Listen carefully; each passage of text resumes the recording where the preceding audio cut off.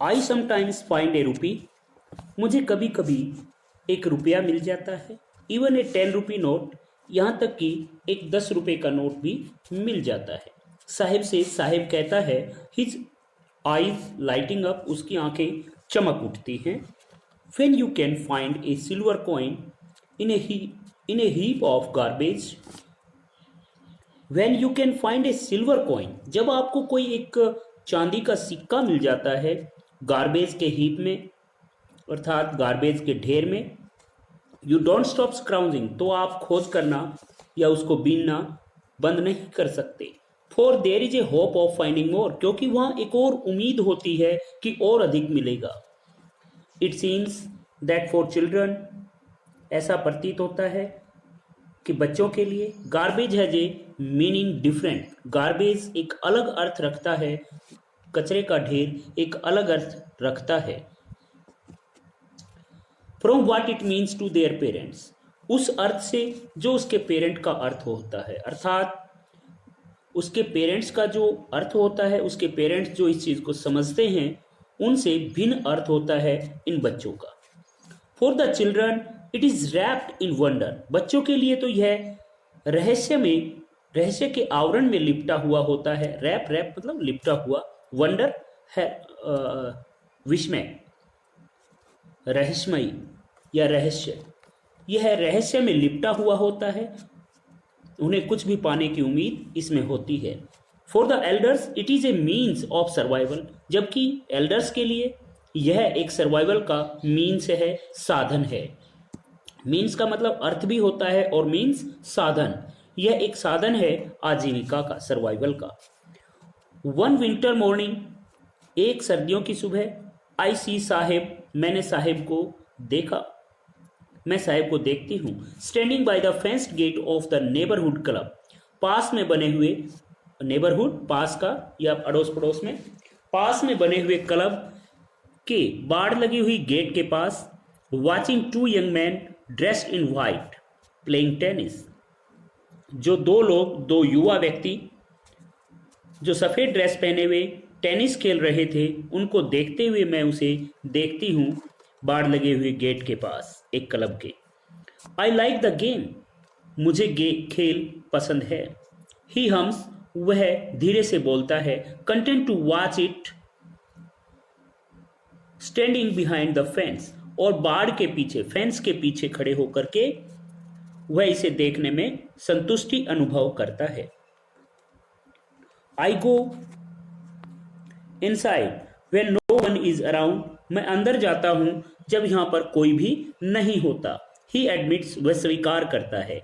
The gatekeeper lets me use the swing, और जो gate keeper है, जो रखवाला है, द्वारपाल है, वह मुझे स्विंग पर, झूले पर झूलने देता है, अर्थात झूला प्रयोग करने देता है। Sahib two is wearing tennis shoes, Sahib भी टेनिस के जूते पहने हुए है। That look strange over his discoloured shirt and shorts, जो उसकी डिस्कलर्ड अर्थात फेडेड, जिसका रंग फीका पड़ गया हो, अपनी उस शर्ट और शॉर्ट, अपनी शर्ट और पैंट के ऊपर से जो बड़ा विचित्र लगता है उसका टेनिस का मैच, टेनिस के जूतों का मैच, वह उन्हें पहने हुए है। Someone gave them to me, किसी ने ये मुझे दिए, ऐसा वो बताता है। He says in a manner of an explanation, एक एक्सप्लेनेशन, एक व्याख्यात्मक अर्थात टिप्पणी करते हुए तरीके से वह कहता है कि ये किसी ने मुझे दिए थे। The fact that they are discarded shoes of some rich boy, वास्तविकता तो यह है कि they are discarded refused shoe of some rich boy, कि ये तो किसी धनवान बच्चे के अर्थात पैसे वाले बच्चे के फेंके हुए जूते थे, डिस्कार्डेड जूते थे। Who perhaps refused to wear them because of a hole in one of them, शायद उसने इन्हें पहनने से इनकार कर दिया था। रिफ्यूज इनकार करना, वियर पहनना, शायद उसने पहनने से इनकार कर दिया था इनको, बिकॉज ऑफ क्योंकि, a hole in one of them, उनमें से एक में छेद हो गया था। डज नॉट बॉदर, जो उसे परेशान नहीं करते हैं, अर्थात इस छेद से उसे कोई परेशानी नहीं है। फॉर वन, किसी एक व्यक्ति के लिए, हु हैज वॉक बेयरफुट, जो नंगे पैर चलता है। Even shoes with a hole is a dream come true, एक छेद वाले जूते, एक होल वाले जूते भी उसके लिए किसी सौपन के साकार होने से कम नहीं है। But the game he is watching so intently, परंतु वह खेल जिसे वह इतने ध्यानपूर्वक देख रहा है, इंटेंटली से देख रहा है, is out of his reach, वह उसकी पहुंच से बाहर है।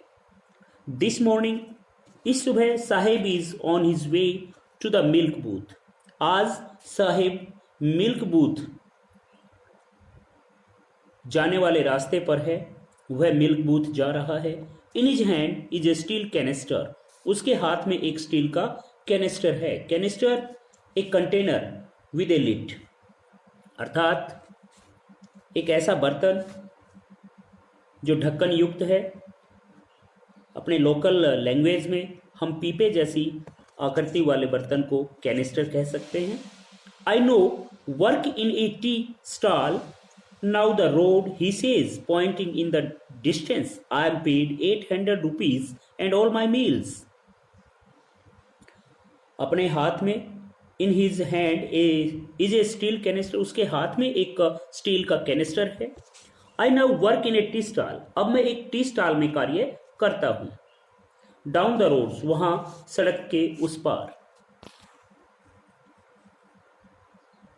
ही सेज, वह कहता है, पॉइंटिंग इन द डिस्टेंस, कुछ दूरी की तरफ इशारा करते हुए। I am paid 800 rupees and all my meal, और मुझे 800 रुपये और मेरा रोजाना का भोजन दिया जाता है। Does he like the job, क्या उसे जॉब पसंद है? आई आस्क, मैंने ऐसा पूछा। हिज फेस, उसका चेहरा, आई सी, मैंने देखा, has lost the carefree look, उसके चेहरे से वह बेपरवाही की, अर्थात वह जो लापरवाही की मुस्कान रहती थी या लापरवाही उसके चेहरे पर जो होती थी, वह गायब थी। The steel canister seems heavier than the plastic bag he would carry so lightly over his shoulder, और जो स्टील का कैनिस्टर उसने पकड़े हुए था, सीम्स हैवियर, वो कुछ भारी लग रहा था, देन द प्लास्टिक बैग, उन प्लास्टिक के थैलों से, he would carry so lightly over his shoulder, जिन्हें वह अपने कंधे के ऊपर लटकाए हुए होता था। अर्थात जब वह रैक पिकिंग करता था तो उस समय जो प्लास्टिक का बैग वह लटकाए हुए होता, उससे कहीं अधिक भारी उसे यह कैनिस्टर, स्टील का कैनिस्टर लग रहा था। The bag was his, bag उसका स्वयं का था, अर्थात वह उस समय आजाद था, अपनी मर्जी का मालिक था। The canister belongs to the man who owns the tea shop, और कैनिस्टर उस व्यक्ति का था जिसकी वह दुकान थी। Saheb is no longer his own master, Saheb अब अपना स्वयं का मालिक नहीं रहा था, अर्थात अब वह दूसरे के यहाँ नौकरी करता था, कार्य करता था, वह स्वयं अपना मालिक नहीं रहा।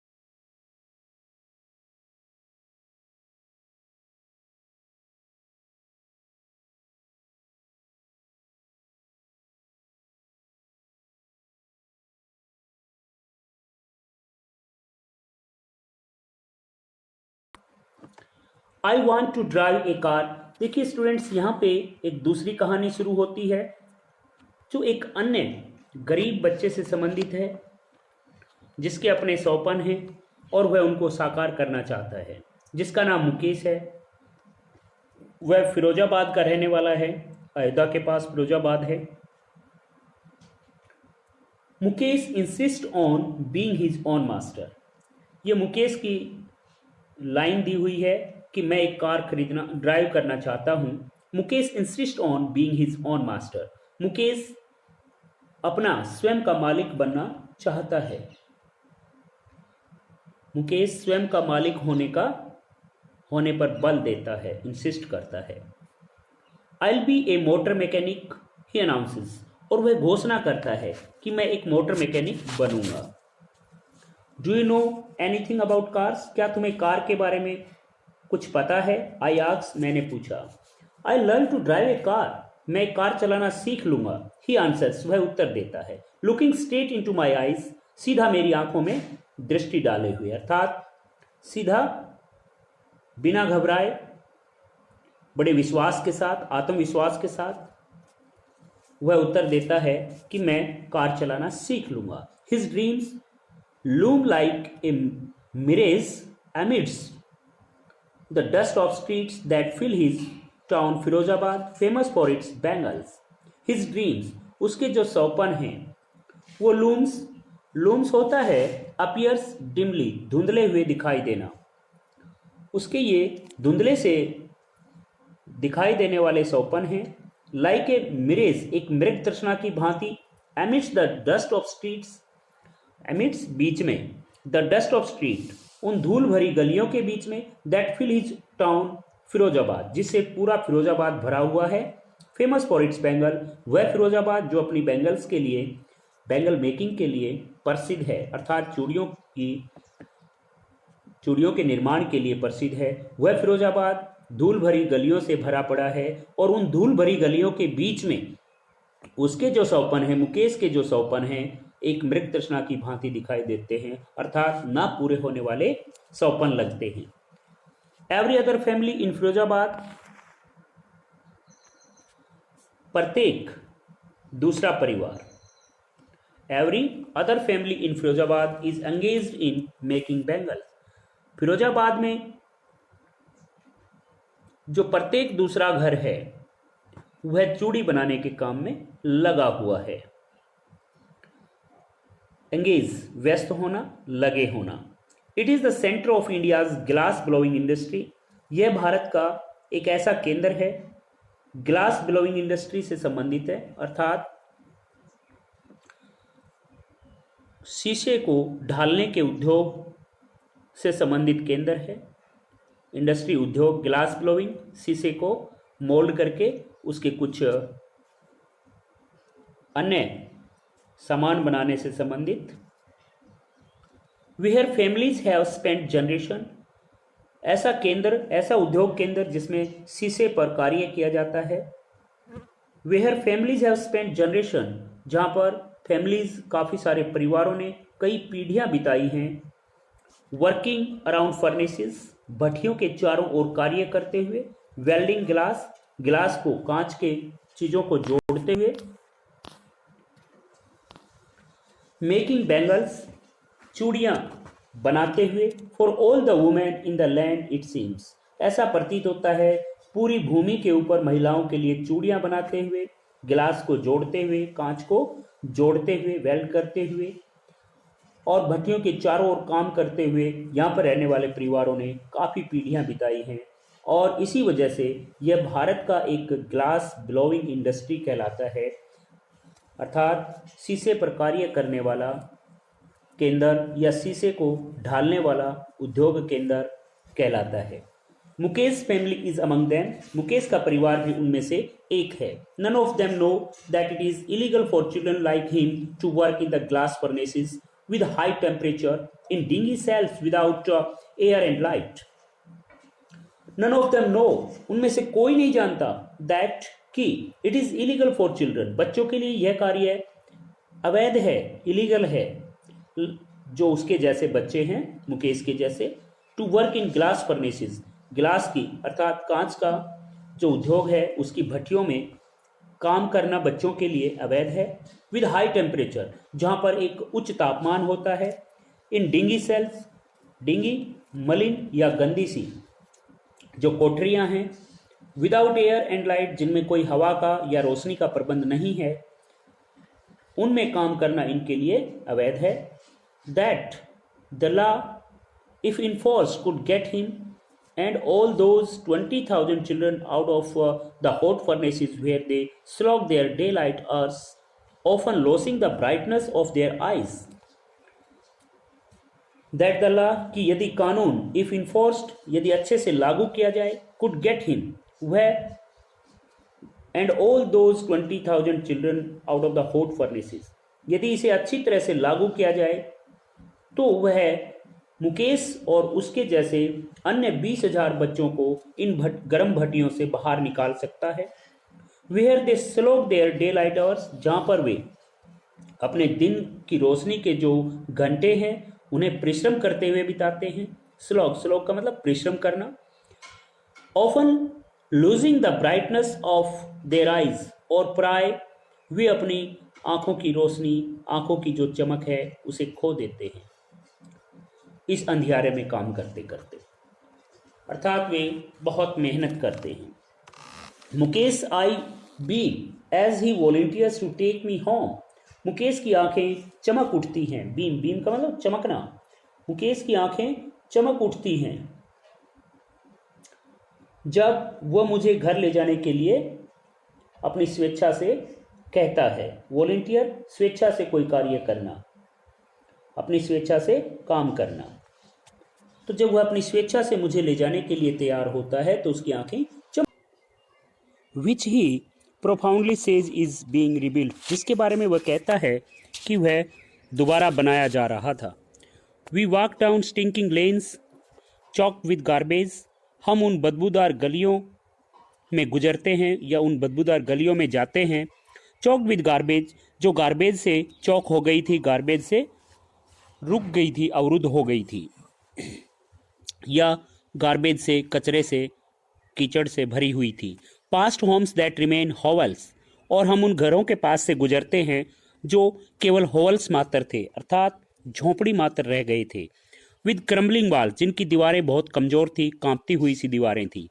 वॉबली डोर्स, जिनके वॉबली अस्थिर या कमजोर दरवाजे थे। नो विंडोज, कोई खिड़कियां नहीं थी। Crowded with families of womens, जो मनुष्यों के परिवारों की भीड़ से भरे पड़े थे। एंड एनिमल्स, और उन पशुओं से को एग्जिस्टिंग, जो सह अस्तित्व में रह रहे थे। इन ए प्रीमिवल स्टेट, एक प्राचीन अवस्था में, अर्थात एक प्राचीन अवस्था में जिस प्रकार से मनुष्य पशुओं के साथ रहता था, उसी प्रकार से पशुओं और मनुष्यों के परिवार की भीड़ से ये घर भरे पड़े थे। He stops at the door of one such house, ऐसे ही एक घर के दरवाजे पर वह रुकता है। बैंक से wobbly iron door with his foot, और वह अपने पैर के प्रहार से या पैर से वह लोहे के कमजोर दरवाजे को या कांपते हुए दरवाजे को जोर से खोलता है। बैंक्स, धक्का लगाना या जोर से खोलना। एंड पुशेस इट ओपन, और इसे खुला धक्का लगा करके खोलता है, खुला छोड़ देता है। We enter a half built shack, हम एक आधे बने हुए झोंपड़े में पहुंचते हैं, प्रवेश करते हैं। In one part of it,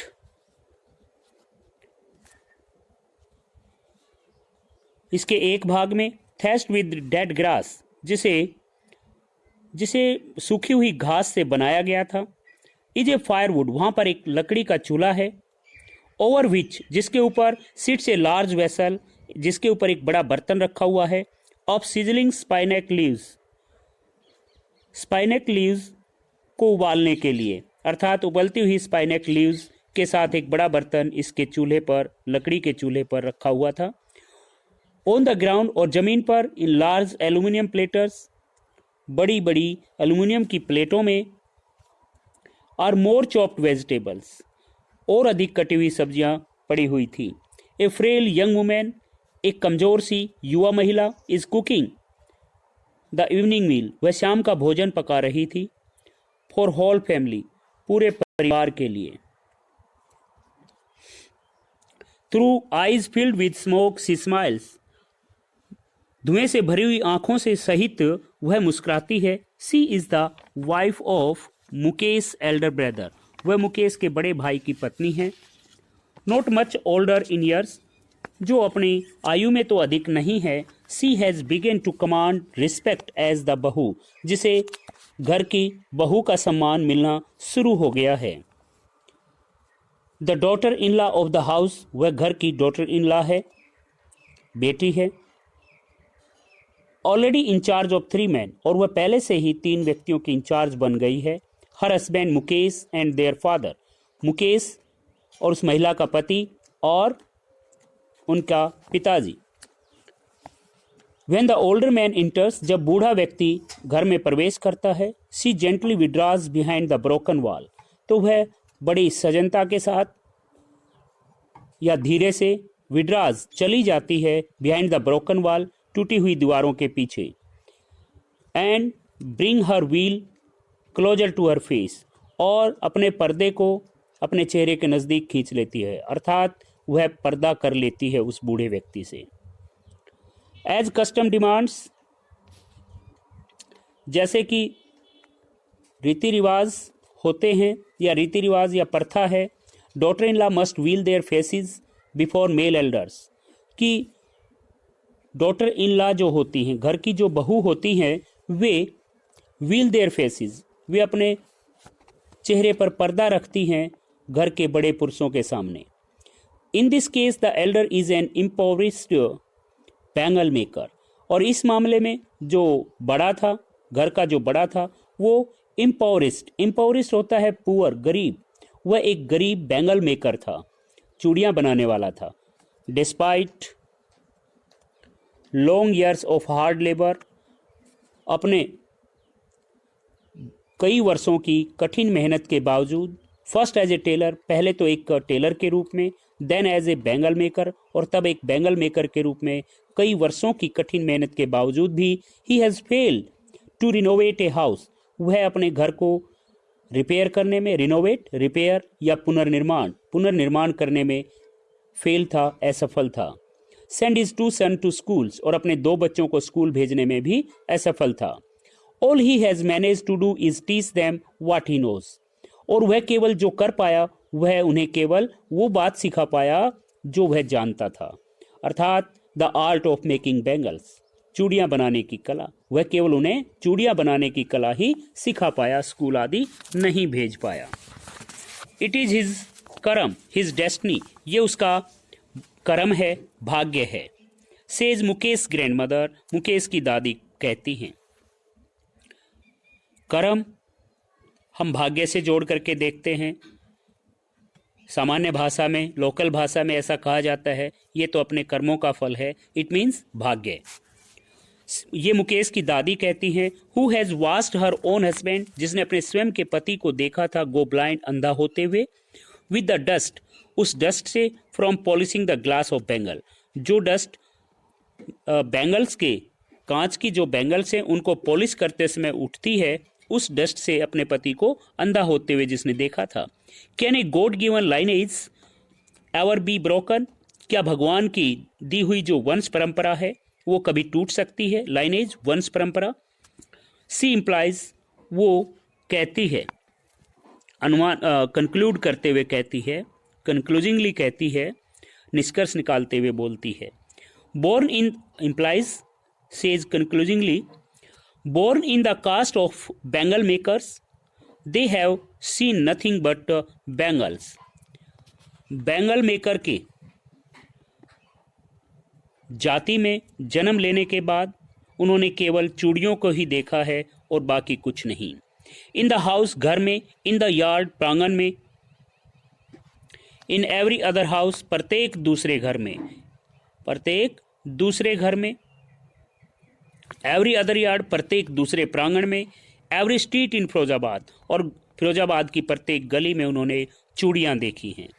spiral of bangles, चूड़ियों के जो गुच्छे थे स्पाइरल थे। सनी गोल्ड, जिनके सनी गोल्ड रंग थे, पैडी ग्रीन थे, रॉयल ब्लू, पिंक, पर्पल, ये सभी रंग के जो स्पाइरल थे बैंगल्स के, अर्थात बैंगल्स के जो गुच्छे थे। Every colour born out of 7 colour of the rainbow, इनमें प्रत्येक रंग था जो एक इंद्रधनुष के रंगों से बन सकता था। लाई इन माउंट्स इन एनकैम्प्ड यार्ड्स, और वह अनकेम्प्ड यार्ड्स में अर्थात अव्यवस्थित यार्ड में, प्रांगण में पड़े हुए थे।